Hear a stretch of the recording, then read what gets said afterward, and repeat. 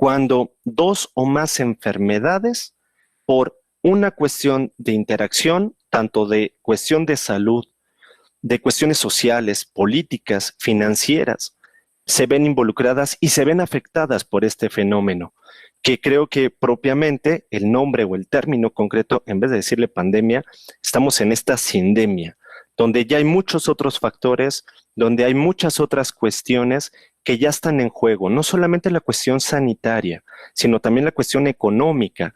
No se habla mucho de esta crisis económica, pero está golpeando muy fuerte en nuestro país. Las cifras cada vez van más en aumento por las empresas que cierran, por las empresas que ya no pueden pagar sueldos y por este cambio de época y de una situación distinta que el mundo entero no estábamos preparados para poderlo vivir.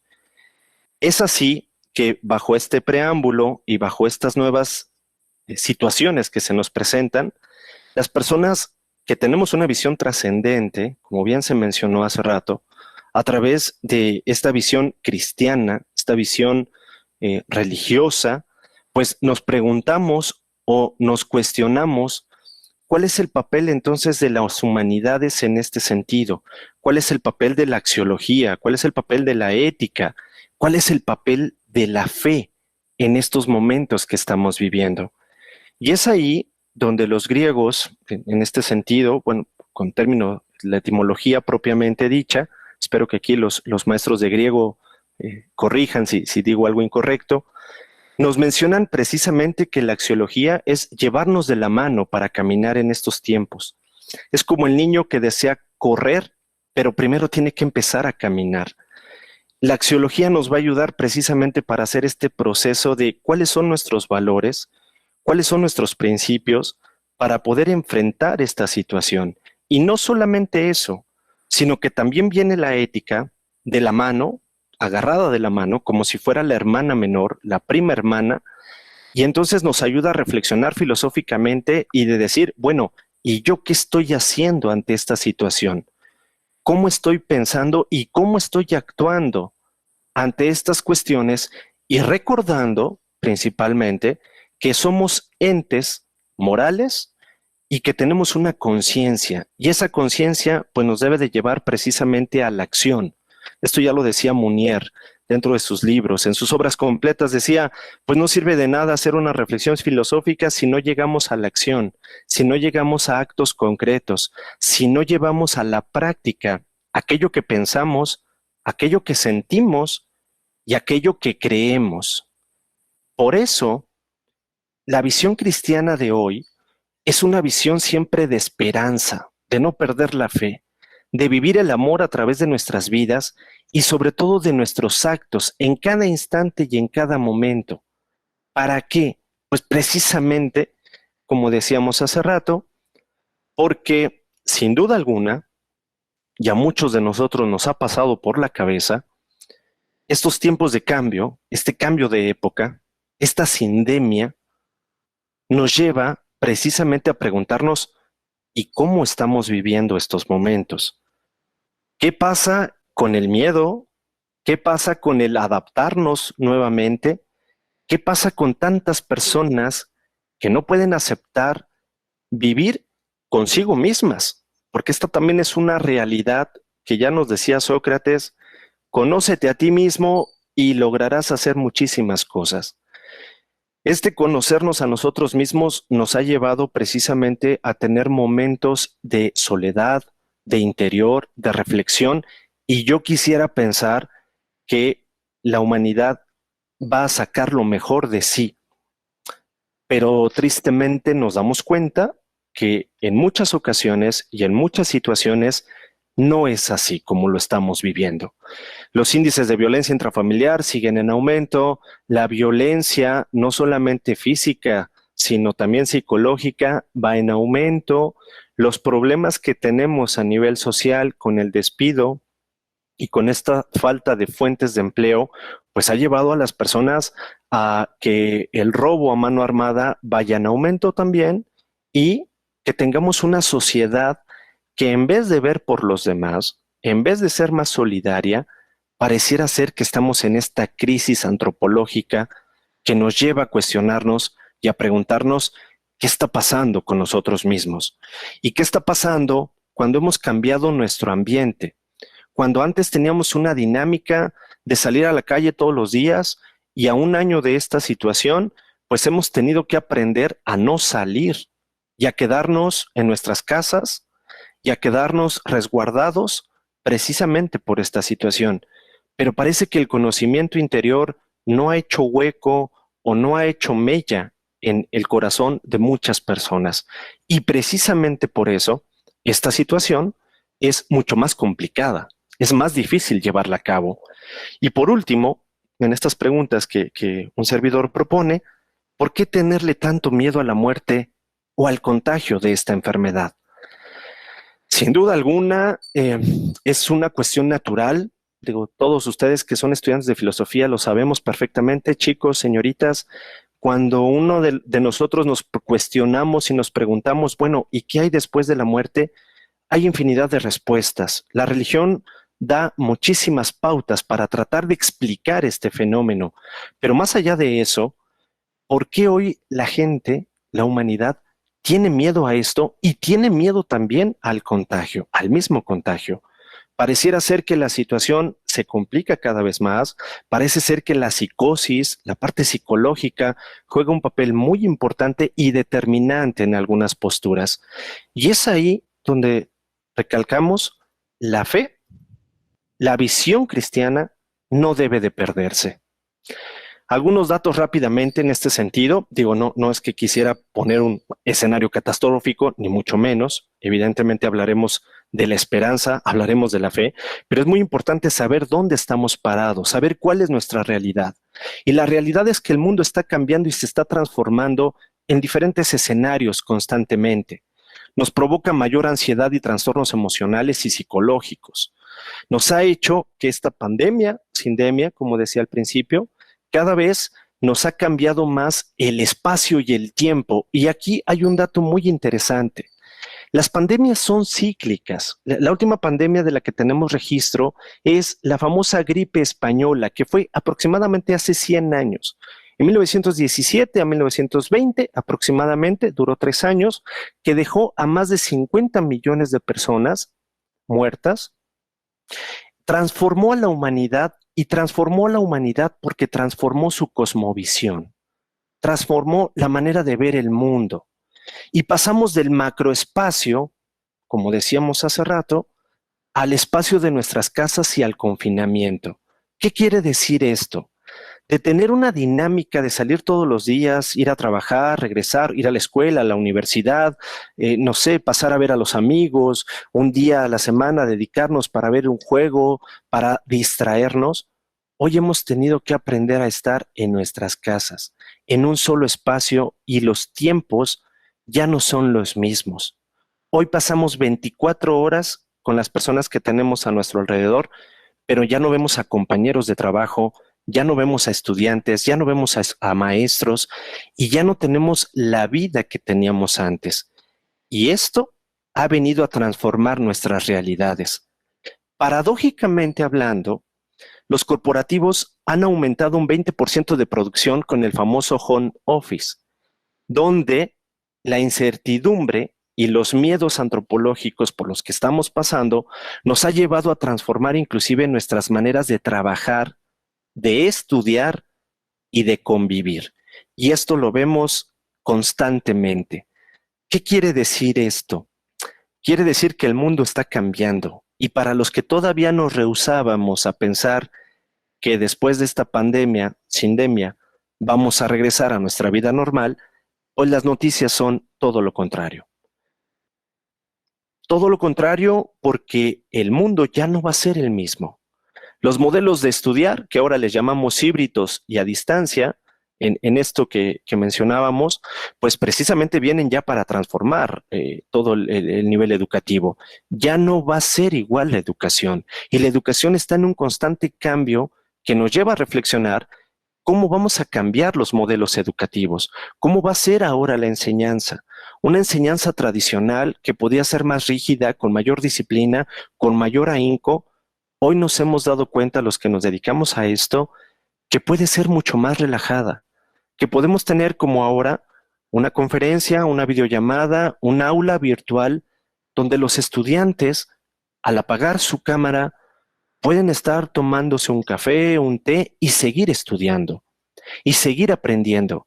Pero aquí va a tener que ser la motivación de los docentes, la motivación de los nuevos sistemas, de las plataformas que utilicemos para que los estudiantes sigan con esa creatividad y sigan queriendo aprender.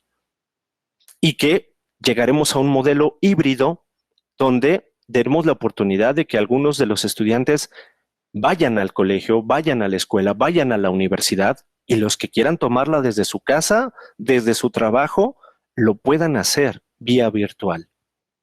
Eso viene para quedarse, eso no va a cambiar.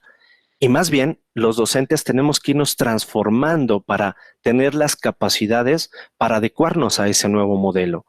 Y qué decir la manera de convivir. Creo que todos nosotros en estas Navidades, en este Año Nuevo, en estas festividades que han pasado, aprendimos a tener estas famosas videollamadas. Ya no tener las reuniones tradicionales, típicas, familiares, donde nos reuníamos tíos, abuelos, vecinos y convivíamos en la Navidad o el fin de año. Hoy todo lo hicimos a través de una videollamada. Hoy lo hicimos a través de una pantalla, cada quien en su casa. Y esto nos ha enseñado precisamente a que hay otras formas de comunicar. Paradójicamente hablando, las personas que más se rehúsan a ello son los que más sufren de niveles de estrés. Y el mundo en el exterior, desde esta visión cosmológica, quisiera dividirlo en dos puntos, el mundo exterior y el mundo interior.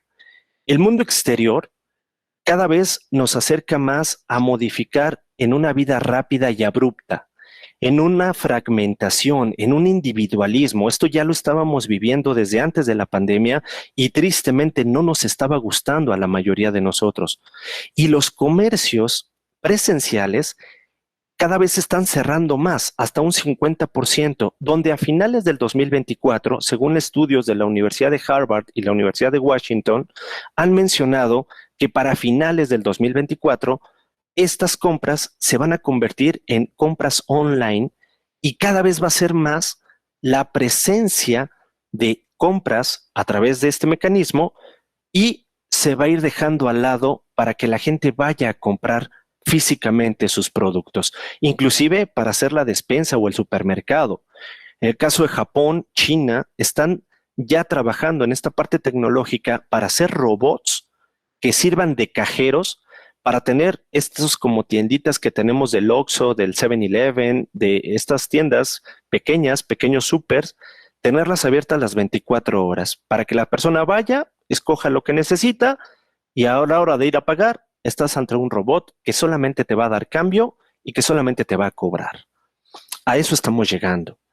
Y precisamente, pues esto traerá algunas ventajas, pero también traerá muchísimas desventajas desde el sentido humano, desde la cuestión de las relaciones, inclusive también desde la parte social, porque una máquina solamente le das mantenimiento y va a ser mucho más productiva.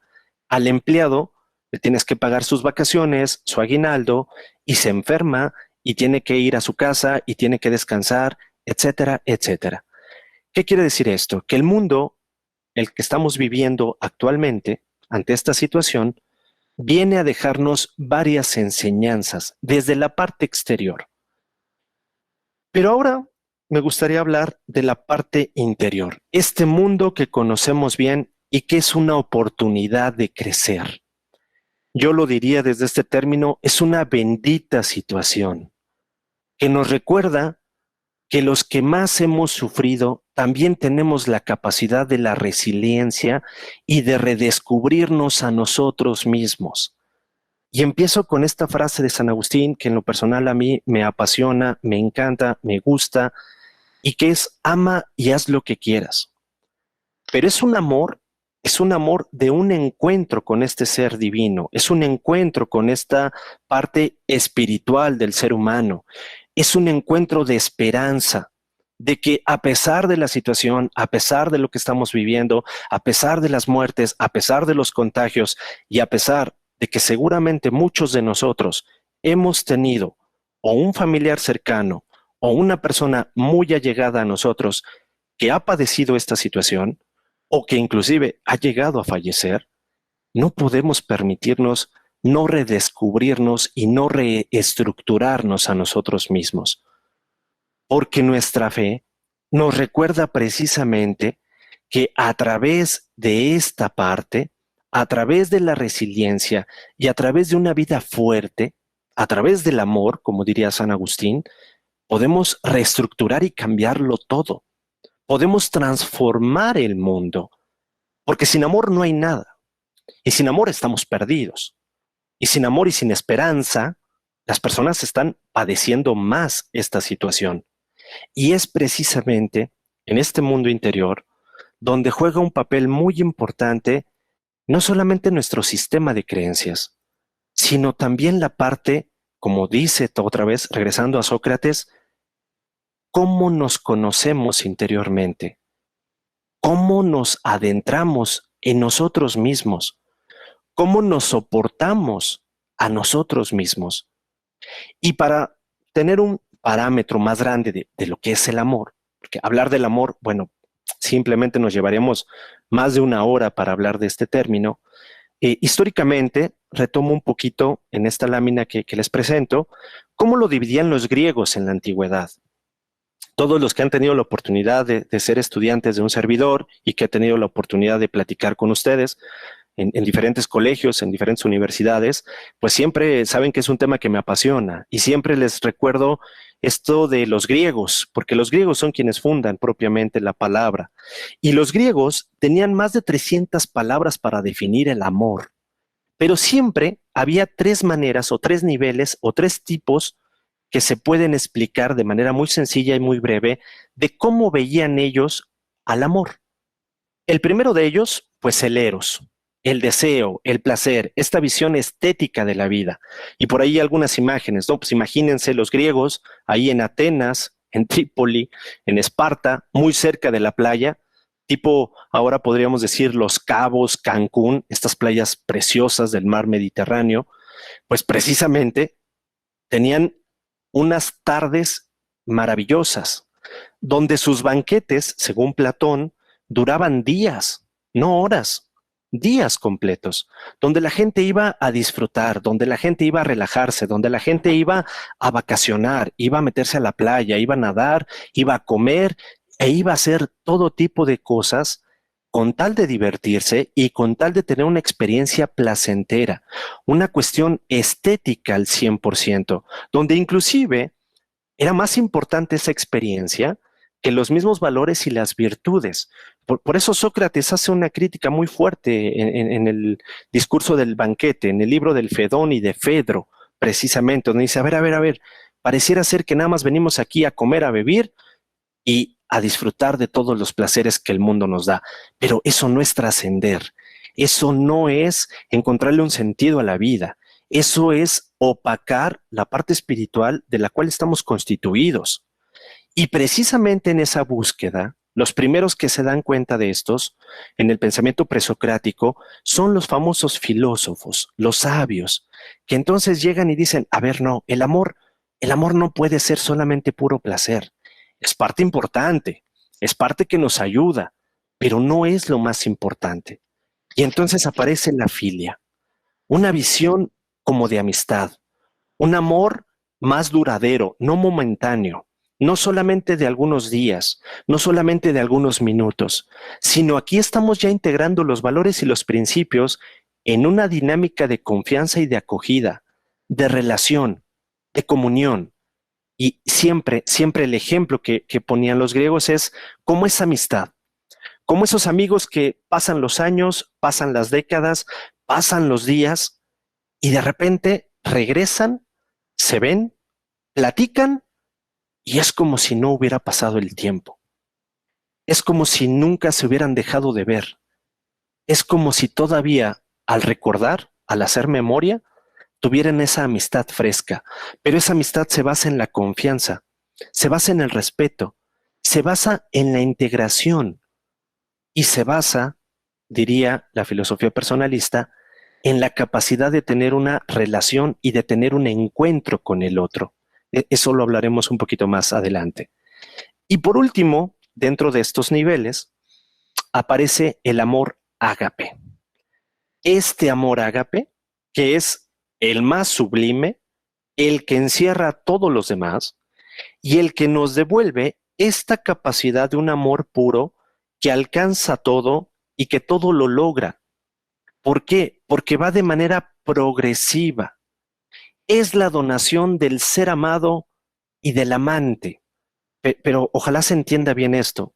Culturalmente, a veces cuando escuchamos esta palabra del amante, pensamos luego en un trío amoroso y no es necesariamente esta situación. Cuando nos referimos al amante, según Platón, se refiere a la persona que recibe el amor, la persona que es capaz no solamente de recibir, sino también de donarse de manera recíproca. Por eso la relación o las relaciones humanas, que son tan complicadas, requieren de esta reciprocidad, de la persona que ama y de la persona que no solamente siente el amor, sino que comparte y retribuye ese amor, que no son sentimentalismos. El sentimentalismo estaría nada más en el amor eros, o inclusive podríamos calificarlo en el amor filia. Pero en el ágape no hay un sentimentalismo, es más que eso, es una donación de la persona, es una donación del pensamiento, es una donación de la capacidad y de las facultades espirituales, de nuestra libertad, de nuestra voluntad, de nuestras ganas de vivir. El ejemplo que ponían los griegos, pues era muy simple. Es como el padre de familia o la madre de familia que se tiene que parar cuando tiene un bebé, un pequeño, un recién nacido, y se tiene que parar cada 3 horas a darle de comer. No porque la mamá quiera desvelarse y quiera no descansar, sino porque el bebé tiene hambre. Y porque tiene hambre y sabe que si no la da de comer, el niño puede fallecer, pues entonces se dona. O el padre de familia proveedor que tiene que ir a trabajar, aunque no quiera, aunque no le guste ese trabajo o aunque se sienta enfermo, y tiene que ir a trabajar para llevar el sustento de su casa. No porque tenga ganas, no porque quiera hacerlo, sino porque se está donando. Y así podemos poner muchísimos ejemplos que en la realidad concreta que estamos viviendo hoy nos recuerda que si solamente nos quedamos con el eros, con esta parte estética, no vamos a llegar a ningún lado. Nos vamos a desesperar más rápidamente e inclusive vamos a tener una situación psicológica de trastornos bastante fuerte, como le está pasando a la mayoría de las personas. El amor que nos puede ayudar y que nos puede garantizar una esperanza, una visión trascendente, es precisamente este ágape, del cual acabamos de hablar. Y que, es muy importante mencionarlo, para llegar al ágape, los griegos lo sabían perfectamente, no cualquier persona podía llegar hasta acá. Todos, de alguna manera, hemos disfrutado del eros y lo seguiremos disfrutando. Es parte fundamental de nuestra vida. Es una necesidad biológica, diría Freud. Cuando Freud habla de esta parte del amor, pues está hablando del eros. Ya los griegos ya lo habían dicho, nada más que, bueno, hoy con la psicología y el psicoanálisis, que creen saberlo todo, pues bueno, enfrentan esta situación. Pero es eso, es el eros, solamente. Con la filia hay un paso más adelante, precisamente gracias a estos filósofos, a estos sabios, a estos amantes de la sabiduría, del conocimiento. Y con eso vemos ya valores y principios fundamentales para el ser humano. Un paso más hacia arriba, hacia la parte ética, hacia la parte axiológica. Pero cuando hablamos del amor ágape, lo que más se compara a este tipo de amor, ya con el surgimiento del cristianismo y con una visión, como nos lo dicen las Sagradas Escrituras, en la primera carta de San Juan, capítulo 4, versículo del 7 al 9, nos recuerda precisamente lo que Jesús llama el amor. Pero es un amor misericordioso, es el rostro de Dios, es la fusión de todos con un principio fundamental. Antes de cubrir mis necesidades, están las necesidades del otro. Antes de que yo vea por mis beneficios, por mis deseos, está el otro. Está mi prójimo, está mi hermano, está mi amigo, está mi enemigo, están los demás. Antes de que yo cumpla o que yo haga lo que desee, preguntarme, ¿y el otro qué quiere? ¿El otro qué necesita? Esta visión, que gracias, repito, al cristianismo, y como lo decía San Agustín, precisamente cuando San Agustín habla y dice, ama y haz lo que quieras, se refiere a este tipo de amor, a este tipo de amor misericordioso que se asemeja al ágape de alguna manera, pero la diferencia es que en el ágape, junto con el amor misericordioso, sí estamos viendo por los demás. Pero cuando hablamos de este amor, estamos buscando la trascendencia. Estamos buscando lo que llamamos dentro del cristianismo una vida eterna, una vida donde no haya enfermedades, donde no haya injusticias, donde realmente, como decía Sócrates, sea algo eterno, algo perfecto.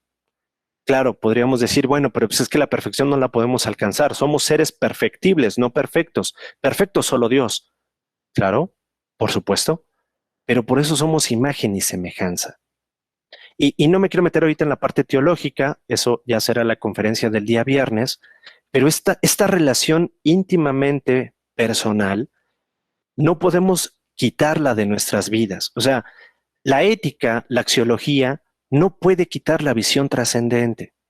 Cuando los grandes filósofos, sobre todo el siglo XVII, siglo XVIII, siglo XIX, empezando con Descartes y la era moderna, aquí todos ustedes estudiantes de filosofía saben perfectamente esta parte, cuando empezamos con el pienso, luego existo y todas estas refutaciones y estas complicaciones y la escuela de Frankfurt y la escuela de Viena y el agnosticismo y la escuela positivista, cuando empezamos a romper y a destruir la metafísica, entonces el ser humano empieza a tener huecos muy grandes, muy grandes.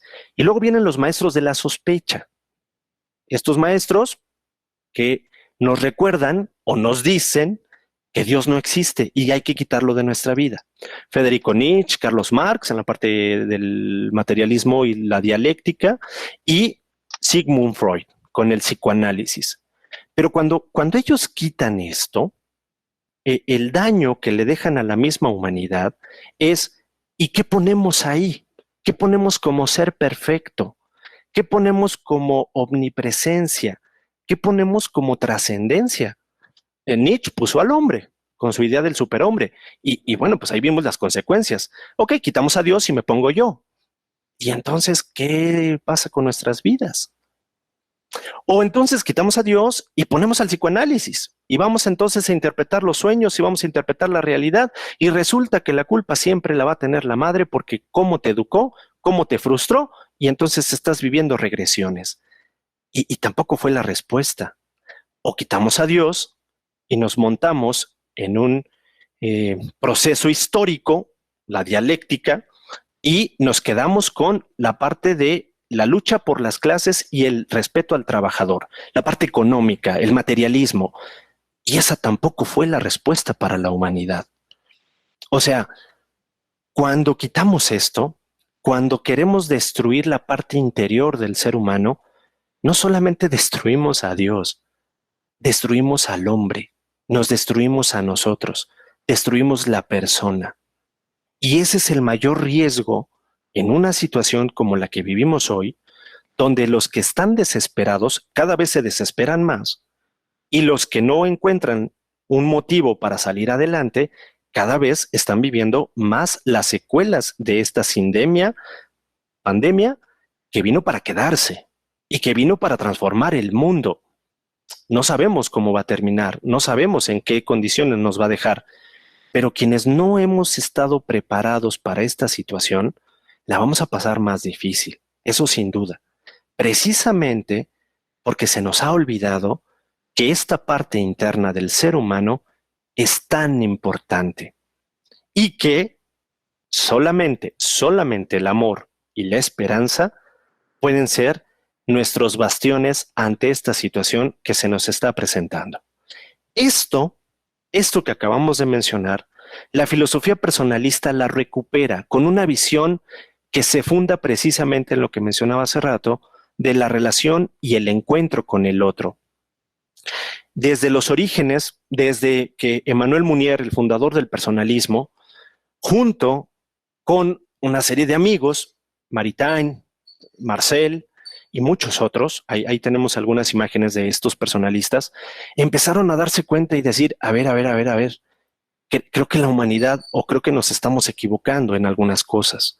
Creo que la verdadera revolución es una revolución interior, es una revolución personal, desde la vida espiritual, desde la vida interna, desde la oración, desde la reflexión, desde el conócete a ti mismo, como decía Sócrates. Y eso es lo que hoy, en estos tiempos, nos puede ayudar no solamente para enfrentar esta situación, sino para prepararnos en el qué va a pasar después de que terminemos esta pandemia y cómo podemos enfrentar los cambios tan rápidos que se nos avecinan. Los cambios tecnológicos, los cambios económicos, los cambios de gobierno, los cambios de cualquier situación. Y precisamente por eso, estos personalistas, que es una larga lista y es una inmensidad de filósofos que tenemos por ahí, es estos filósofos cristianos, no nada más del siglo XX, sino hoy ya hablamos del siglo XXI y de los que seguimos trabajando en esta reflexión para decirnos, ¿y cómo va a ser nuestro mundo después de esta realidad? ¿Y cómo estamos enfrentando los cambios y las transformaciones que se nos avecinan? ¿Y cómo estoy viviendo hoy mi propia realidad? ¿Cómo estoy viviendo conmigo mismo y con mis seres queridos, con las gentes más cercanas a mí? Estas respuestas, estas cuestionantes, no las puede responder ningún sistema económico, ningún sistema político, no lo puede responder ninguna ideología. Solamente podemos respondérnoslas nosotros desde la propia vida interior. ¿Cómo me estoy preparando yo ante estos cambios de época? ¿Y cómo voy a continuar con mi propia vida y con mi propia existencia? Por eso decíamos que en estas situaciones, en estos cambios de época, lo que cambia es la cosmovisión, la cosmología. Y no solamente eso, sino cambia el tiempo y el espacio. Y esta serie de filósofos, que al final, pues algunos de estos autores, algunos de estos libros los tenemos en la Fundación Emmanuel Mounier, pues precisamente nos recuerdan eso, de que no estamos solos, no estamos perdidos, no estamos abandonados. Y por eso, en esta gran lista que tenemos de filósofos, de pensadores, la esperanza viene a abrir un futuro manteniendo el espíritu despierto, que también nos debe de llevar a leer los signos de nuestros tiempos, nuestra propia realidad. Por eso la denominamos como la memoria del futuro. Es una atención paciente, como se nos dice. Este ejemplo me gusta mucho porque la esperanza, muchas veces nos lo han dicho, bueno, pues es como si tú pensaras que el mundo va a ser mejor el día de mañana. Bueno, sí, pero para esperar eso, yo tengo que hacer algo. Yo tengo que trabajar para transformar ese mundo. Yo tengo que transformar mi propia realidad. Por eso es esta tensión paciente. Es una tensión porque estamos en este conflicto interno, personal, con estos miedos, con estas frustraciones, con la enfermedad. Hoy en todo el mundo nos ha puesto en tensión la pandemia. Es esta tensión que vivimos hoy, esta incertidumbre de no sabemos qué va a pasar el día de mañana, pero es una tensión paciente. La esperanza nos recuerda eso. Es una tensión que nos recuerda que tenemos que trabajar para que esta tensión no nos lleve a la frustración o al fracaso, sino que nos lleve a lo que nosotros querramos hacer. Esa es la gran diferencia de la esperanza, de la persona que tiene esperanza y el desesperado o la desesperada. Que la tensión le gana, la tensión es tan grande que se ahoga en ella misma o en él mismo y que lo lleva a cometer errores y que lo lleva a frustraciones y que lo lleva a ahogarse en sus miedos. Y entonces, como decíamos hace rato, la diferencia de hacer la esperanza una virtud nos debe de llevar precisamente a este cambio de mentalidad, a este cambio de actitud y sobre todo al cambio de época, pero con Dios, no sin Él. Porque si lo quitamos, la historia nos ha recordado los grandes fracasos que la humanidad hemos tenido ante estas situaciones. Y rápidamente, para finalizar esta primera parte y pasar a las preguntas y respuestas que tendremos, la humanidad, la nueva humanidad, estamos llenos de retos y de formas nuevas de analizar precisamente esto. Las nuevas generaciones que hoy tienen un avance tecnológico y que hoy tienen una pseudociencia, estas generaciones llamadas chocolate o de cristal, chocolate porque todo les choca y nada les late. Y siempre están pidiendo o exigiendo cosas distintas. Y también hablamos de la generación de cristal porque con cualquier cosita se nos frustran, se nos estresan y entonces no pueden hacer nada. Y tenemos no solamente jóvenes así, tenemos padres de familia con hijos que están educando familias y que son también con esta mentalidad. Este mundo del siglo XXI tiene retos muy importantes, tiene retos que probablemente van a pasar otros 100 años para darnos una oportunidad o de sacar lo mejor de nosotros o estancarnos en lo que ya conocemos de siempre, en la mediocridad, en la frustración, en el pesimismo, en los miedos, en la ignorancia. Esto nos recuerda que el ser humano, todos nosotros, las personas, tenemos esta capacidad de resiliencia y de sacar lo mejor de nosotros si estamos capacitados y queremos realizarlo. Pero la única manera de hacerlo va a ser a través del amor, de este amor misericordioso del que hablamos, y de la esperanza como virtud, no solamente como discurso bonito, sino como un hábito constante de todos los días de llevarnos precisamente a prepararnos a este cambio de época. Y por eso escogía pues estas imágenes, ¿no? Papa Francisco que nos recuerda que se vale soñar, que se vale pensar positivo, que se vale tener un mundo mejor, pero ese mundo mejor nos debe de llevar a actuar de manera congruente y de manera, vamos a decirlo así, comunitaria, de manera de que no veamos solamente por nosotros, sino que hagamos relaciones yo, tú. Estas relaciones donde yo acepte al otro como persona, no como objeto, donde acepte sus virtudes y sus defectos, donde acepte que se equivoca y que también yo me puedo equivocar, pero que también es importante para mí. Esa es la diferencia de este tipo de filosofías cristianas a las otras filosofías, a la filosofía existencialista de Jean-Paul Sartre o a la filosofía nihilista de Federico Nietzsche y de tantas, ¿no?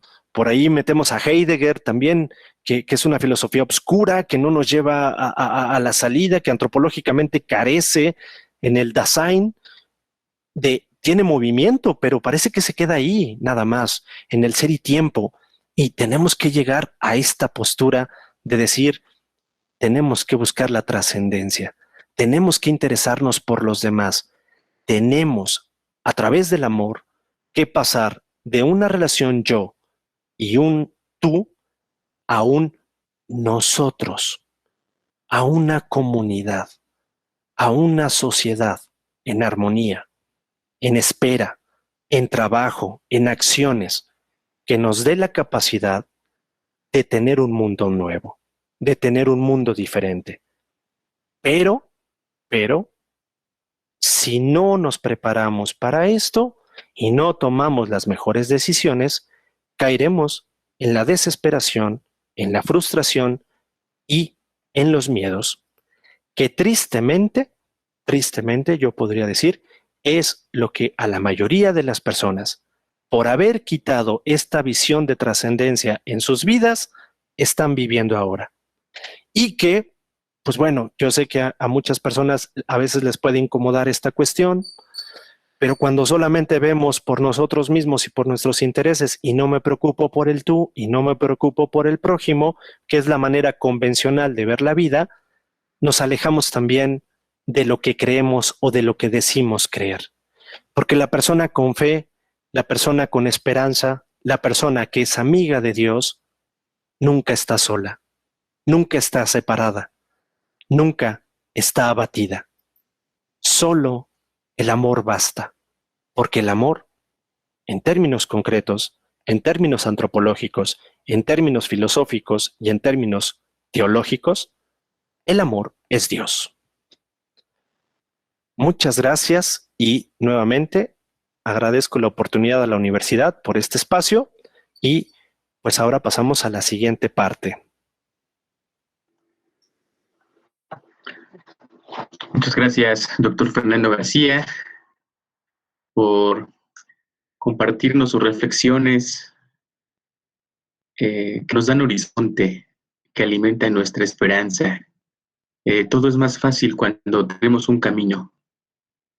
Y un camino que nos ha presentado hoy es la visión cristiana. Tener un camino es, pues, tener tierra firme y tener un horizonte. Y ese horizonte que para los cristianos es Dios, que nos hace caminar y que no nos hace paralizarnos ante el miedo de las circunstancias que estamos viviendo.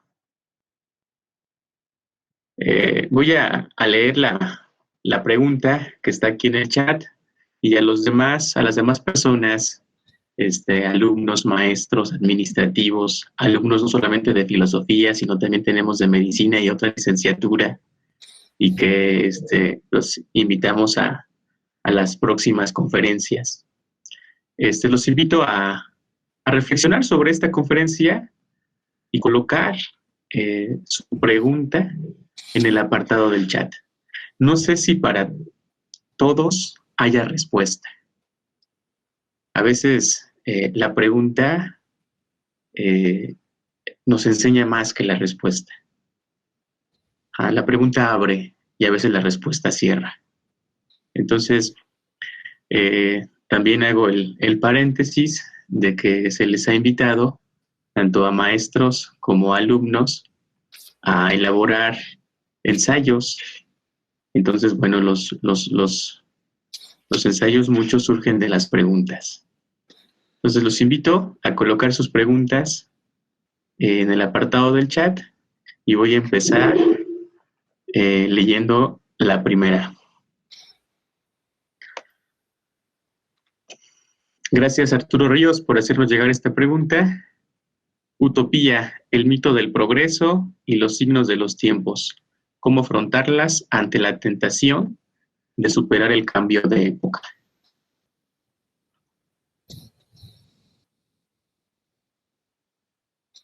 Ok, ¿quieres que sea pregunta y respuesta, Omar?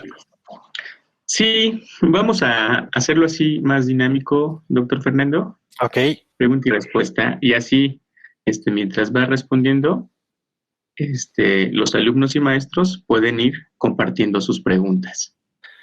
Ok, pues bueno, a ver, la pregunta concreta es cómo enfrentar el cambio de época, ¿no? En este sentido. Pues bueno, la pregunta es muy buena. Muchas gracias por la observación.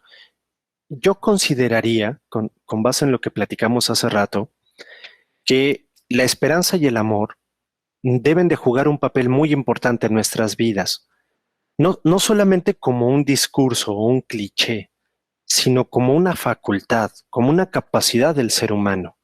Y regreso un poquito a esto porque la palabra amor ha sido tan desvirtuada a lo largo de los años y a lo largo del tiempo que le decimos a cualquier cosa amor. Y bueno, ahí con lo de los griegos lo traté de explicar un poquito. Una cosa es la parte estética, una cosa es el placer y el deseo, y otra muy diferente es el amor misericordioso o el amor ágape. O sea, los griegos estaban muy conscientes de eso y por eso sabían que no todas las personas ni todas las relaciones llegan a un ágape. Muchas veces las relaciones no maduran o no se consolidan porque solamente se quedan en el eros, tristemente. Entonces, ¿cómo prepararnos? Yo podría decirlo con una vida interior fuerte, una vida fuerte basada en hábitos que nos lleven a no perder la esperanza, sino hacerla nuestra hermana. Y la esperanza va con otra virtud muy importante, que es la paciencia. La paciencia y la esperanza van juntas siempre de la mano. Y bueno, eso ya lo dirá el doctor Carlos Díaz en las siguientes conferencias, pero como buen discípulo suyo que soy, tengo que decirlo, las virtudes no van solas, las virtudes se acompañan, las virtudes se acobijan. Entonces, si yo tengo paciencia, es muy probable que tenga esperanza, y si tengo esperanza, voy a tener paciencia. Si pierdo una, pierdo las demás. Y el amor, este amor de misericordia, de que es más importante las necesidades del otro que las mías. Y los ejemplos son muy claros. Si tengo un enfermo en casa, me tengo que cuidar el doble para protegerlo y para darle todo lo que requiera y para protegerme a mí. Y cuando hablo del enfermo, no solamente me refiero a la pandemia, sino también a estas enfermedades emocionales, espirituales, donde la gente se siente sola, donde la gente piensa que no hay un futuro, donde la gente está ya en crisis por no saber cómo enfrentar esta nueva realidad.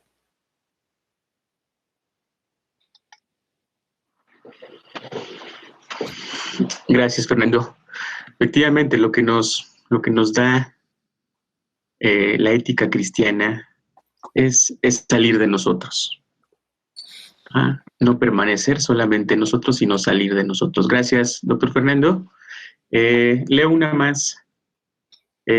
¿Podría explicar si hay una relación entre la posmodernidad y la posverdad? Hechos alternativos. Muchos se aferran a verdades irracionales que les dan seguridad, las cuales son las teorías de la conspiración. La verdad es relativa. ¿Podría explicar el pensamiento débil de Baltimore? ¿Ver alguna relación con este fenómeno? Mira, gracias por la pregunta, también muy buena pregunta. Yo creo que el paso de la posmodernidad y lo que estamos viviendo hoy, que ya es diferente, o sea, el mismo pensamiento sigue evolucionando.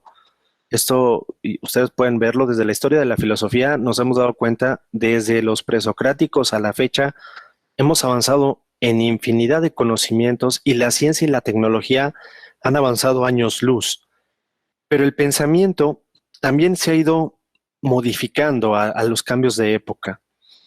Evidentemente, o sea, lo que nos espera en esta época, en este cambio de época, porque esto es importante recalcarlo, no es cualquier cambio, es un cambio que nos tiene que cambiar también la mentalidad. Y esto yo lo digo desde lo personal. Yo creía también, como mucha gente, que esto iba a durar unos pocos meses, unos pocos días inclusive.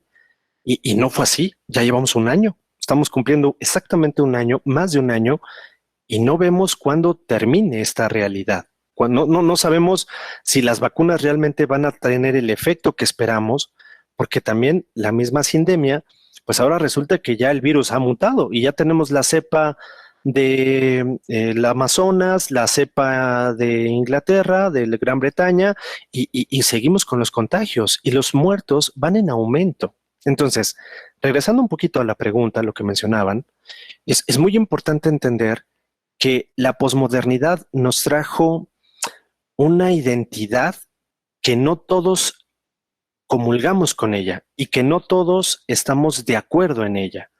¿Y a qué me refiero con esto? Lo decía en la conferencia, cuando quitamos a Dios de nuestras vidas, estamos matando al mismo hombre, a la misma persona, nos estamos matando a nosotros mismos. Y lo que decías muy bien, con estas ideas conspiracionales y todos estos fenómenos que hemos escuchado a lo largo de este tiempo, de este año, lo que tenemos que centrar y lo que tenemos que ver es que hoy las verdades no pueden ser a medias. Las verdades deben de ser más factibles, deben de ser más auténticas, deben de ser más certeras. Y eso es lo que estamos buscando hoy en día. Verdades que sean certeras. Verdades, en la época de la Edad Media decían absolutas, que la posmodernidad vino a acabar con esas verdades y vino a acabar porque quiso acabar con la metafísica o con la ontología. Y al quitar la ontología de nuestras vidas, estamos quitando parte de nuestro ser espiritual. Entonces, hoy tenemos que recobrar eso, hoy tenemos que voltear hacia allá. Hay un estudio de la Universidad de Berlín, en Alemania, ahorita no recuerdo los investigadores que empezaron a desarrollar esto, que son investigadores científicos desde la parte médica. Ellos afirmaban que parte del proceso de recuperación para el mundo era recuperar las humanidades, era recuperar esta reflexión filosófica, era recuperar las artes, era recuperar la parte de admirarnos, de pensar en positivo, pero no como un cliché, no como el coaching luego nos vende muy materialmente hablando y muy económicamente hablando, sino que es una visión donde realmente volvamos a nuestros orígenes, volvamos a nuestra esencia, volvamos a nuestras capacidades personales. Y creo que con eso, lo que estamos haciendo es prepararnos hacia un futuro del cual nos va a necesitar a todos los que estamos aquí y que estamos escuchando esto. Va a necesitar una visión distinta de nosotros mismos, una visión con esperanza, con amor, con ganas de que la humanidad no se acabe y no se agote solamente porque las diferencias son mayores, sino realmente regresar a estos principios esenciales de la humanidad.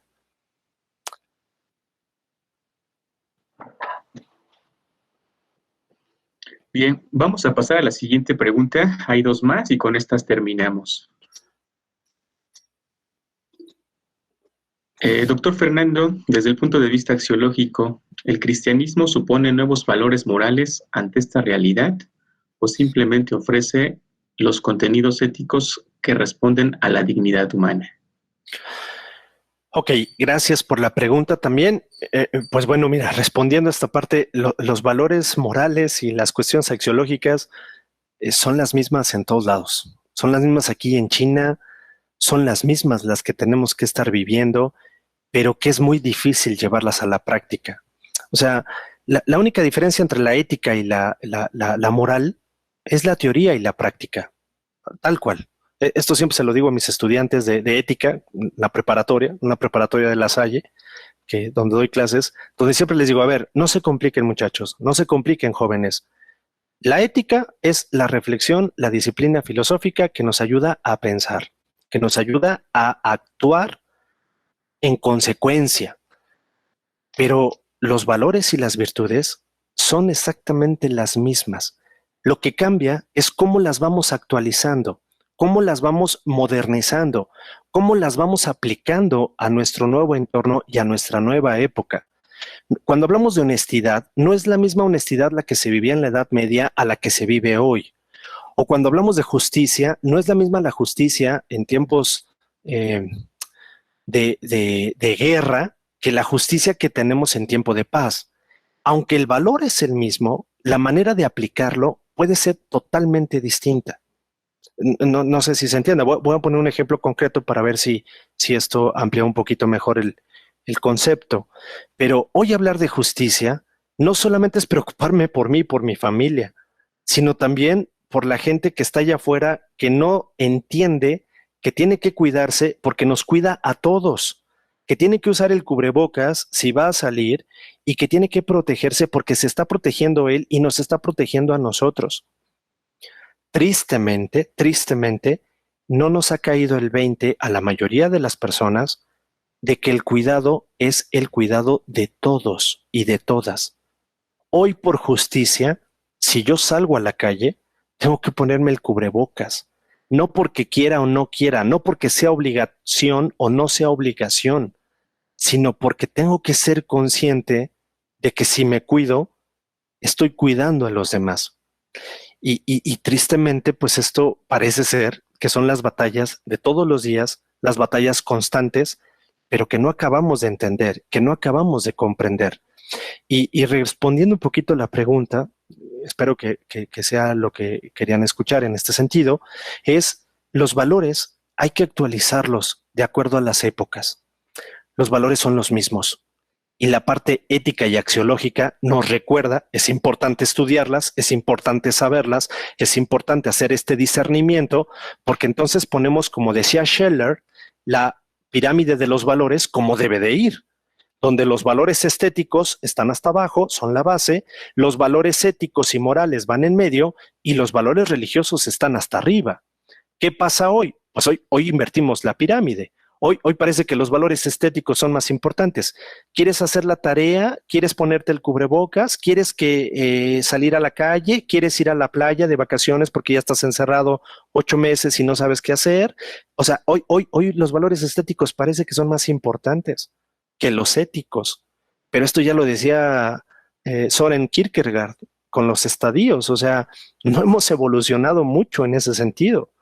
Los valores estéticos deben de ayudarnos a pasar a los valores éticos y los valores éticos nos deben llevar a los valores religiosos.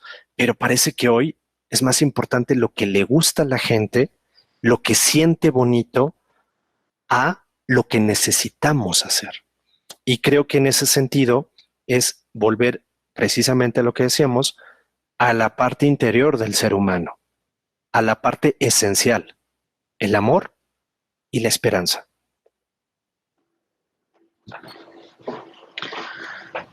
Gracias, Fernando.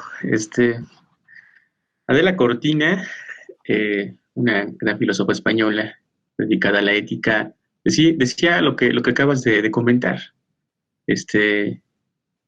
Más ética y menos estética, en el sentido de la vida superficial, del placer, ¿no? Más ética y menos estética. Finalmente terminamos con la pregunta del maestro César, quien agradece la conferencia y comenta que al inicio se preguntaba si hay que tenerle miedo a la muerte o al contagio.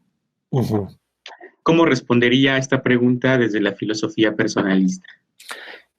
Muchas gracias, muy buena pregunta también, muy sencillo.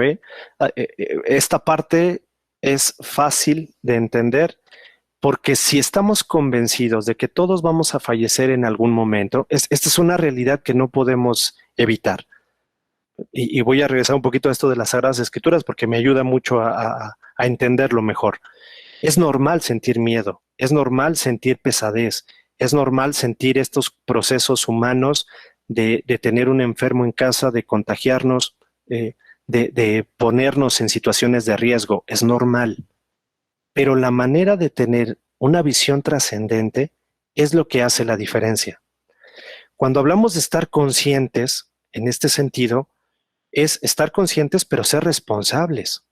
No ser personas, como decimos en México, que nos valga o que seamos irresponsables ante nuestros actos.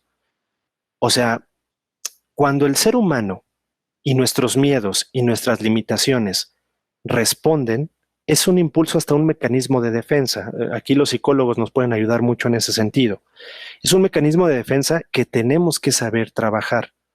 Pero desde la trascendencia, el amor todo lo cambia. Entonces, si yo soy consciente de que algún día, y además como cristianos, voy a hablar ya ahora desde esta parte teológica, como cristianos sabemos que tenemos que ir al encuentro de nuestro Señor. Bueno, ese encuentro llegará, no sabemos cuándo, porque ni el mismo Jesús sabía el tiempo y la hora. Pero lo que sí sabemos es que podemos preparar ese camino. ¿Y cómo lo estoy preparando yo? Y esa es la manera en cómo los miedos, los fracasos y las frustraciones se van minimizando por una visión mucho más allá, por una visión ontológica y metafísica, por una visión de trascendencia, por una visión de esperanza. Si yo sé que algún día tenemos que fallecer, simplemente voy a preparar ese encuentro. ¿Cómo me estoy preparando? ¿De manera responsable y respetuosa? ¿De manera armoniosa? ¿De manera en que estoy fomentando virtudes en mi propia vida? ¿O que lo estoy dejando todo al ahí se va? ¿Que estoy dejando todo a que las circunstancias me digan lo que tenga que hacer? Como decía Ortega y Gasset, yo y mis circunstancias son las que decidirán. Yo no comparto tanto ese pensamiento porque se me hace un pensamiento muy mediocre, porque entonces las circunstancias te van a decir si te portas bien o te portas mal, las circunstancias te van a decir si te cuidas o no te cuidas. No, yo no creo que estemos en eso. Creo que hoy tenemos que ser mucho más responsables, de cómo vamos preparando nuestros encuentros y también cómo me voy preparando a esto, ante la enfermedad y ante el encuentro divino. De manera personal, te puedo compartir, es normal sentir el miedo. Una de mis hermanas, un familiar muy cercano, se enfermó de COVID a finales de diciembre y yo estaba en el estado de Querétaro. Tuvimos que pasar allá la Navidad y Año Nuevo. Yo separado de mi esposa en casa, yo con una de mis hermanas, de mis otras hermanas allá en Querétaro, y tuvimos que pasar así la Navidad. Pero el miedo y esta incertidumbre de si nos contagiamos o no nos contagiamos fue pasando en la medida en que fuimos aumentando esta reflexión, este pensamiento, y yo diría hasta la misma oración, porque como cristianos, nuestra fe debe de estar más allá de lo que la ciencia y de lo que hoy podemos entender. Son otros términos. Repito, yo creo que los conferencistas que faltan en esta semana nos van a hablar mucho de ello y nos van a dar mucha luz en este sentido. Yo solamente diría, la filosofía personalista nos acerca a esta trascendencia y con la trascendencia no habría por qué tenerle miedo ni a esta pandemia ni a lo que venga después.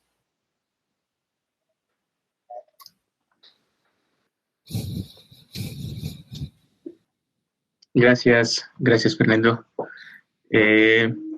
Pues a todos también muchas gracias por acompañarnos en esta primera conferencia y los invitamos el día de mañana a las 12 del día con la conferencia Aspectos Antropológicos de la Pandemia por el doctor Carlos Díaz Hernández. El día jueves también estará con nosotros el doctor Carlos Díaz con la conferencia Aspectos Teológicos de la Pandemia. Y finalmente el día viernes cerramos con la conferencia Problemas del lenguaje sobre Dios. Que tengan una muy buena tarde. Agradezco su presencia, su asistencia a todos. Y nos vemos el día de mañana a las 12 del día. Misma dirección. Omar, ¿me permites darles un último aviso? Antes de claro que sí, claro que sí. Perdón. Antes de que se vayan, hace rato, y por ahí en el chat les voy a poner, para que puedan entrar a la página del Instituto Emmanuel Munier. Este instituto surge precisamente como esta necesidad de poder brindar una aportación mayor y de esperanza y de fe ante estos mundos actuales.